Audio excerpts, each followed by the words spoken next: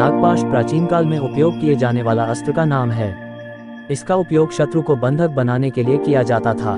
नागपाश का वर्णन रामायण में महर्षि वाल्मीकि जी द्वारा और अन्य वेद पुराणों में किया गया है। इस अस्त्र को पहली और आखिर बार उपयोग मेघनाद द्वारा राम और लक्ष्मण पर किया गया था। रामायण की कथा में मेघनाद के पास कई सिद्धियां होने का वर्णन किया गया है। वो हर युद्ध के पहले यज्ञ करके अपनी कुल देवी को प्रसन्न करता था। कहते हैं जैसे जैसे शाम होती थी वैसे वैसे मेघनाद की शक्तियां दुगुनी हो जाती थी। मेघनाद युद्ध में आकर लक्ष्मण को युद्ध के लिए ललकारता है। स्वभाव के अनुसार लक्ष्मण जी आवेश में आकर राम जी से मेघनाद के साथ युद्ध करने की आज्ञा मांगते हैं। राम जी कहते हैं आवेश और उत्साह में अंतर होता है, लक्ष्मण सोच समझकर धीर गंभीर भाव से युद्ध करना।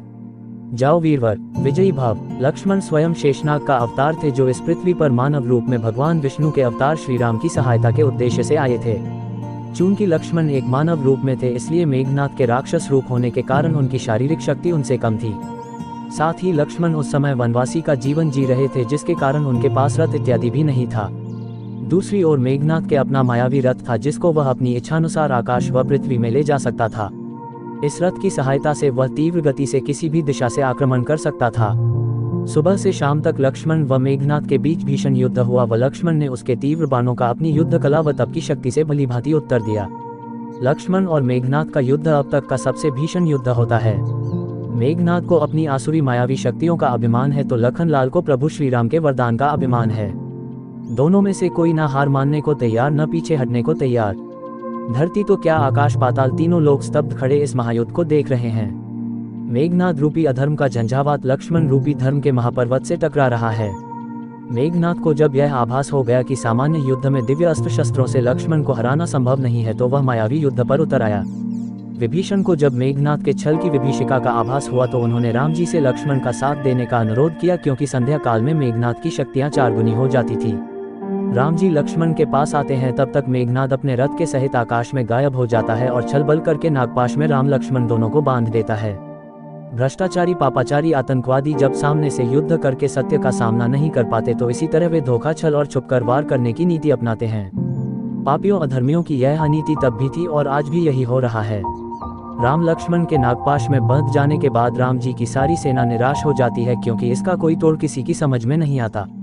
हनुमान जी गरुड़ जी को लाकर राम लक्ष्मण को नागपाश से मुक्त कराते हैं। वास्तव में ये लीला थी ही इसीलिए भगवान श्री राम को अपने सेवक अपने वाहन को भी धर्म के इस महायुद्ध में एक भूमिका प्रदान करनी थी, अन्यथा राम अथवा लक्ष्मण को किसी बंधन में बांधने की सामर्थ्य पूरे ब्रह्मांड में किसी में नहीं है। बंधन से मुक्त होते ही जब राम जी को सारा वृतांत ज्ञात होता है तो वे पक्षीराज गरुड़ का आभार व्यक्त करते हुए कहते हैं नागपाश से हमारा उद्धार करने वाले पक्षीराज, हमारा आपका प्रत्यक्ष कोई संबंध नहीं, फिर भी आपने निस्वार्थ भाव से हमारी सहायता की है, हम आपके सदैव ऋणी रहेंगे।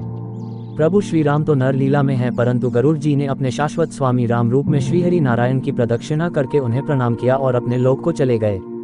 राम जी की अनुमति लेकर सारी वानर सेना शंखनाद करती है, जय जयकार करती है ताकि व्यथित सीता माता को यह संदेश पहुंच जाए कि प्रभु श्री राम और लक्ष्मण जी नागपाश से मुक्त हो चुके हैं। शंखनाद और जयघोष रावण और मेघनाद को भी अचंभित करते हैं, व्यथित करते हैं। राम जी की सेना में जय जयकार और रावण के परिवार में हाहाकार फिर प्रारंभ हो जाता है।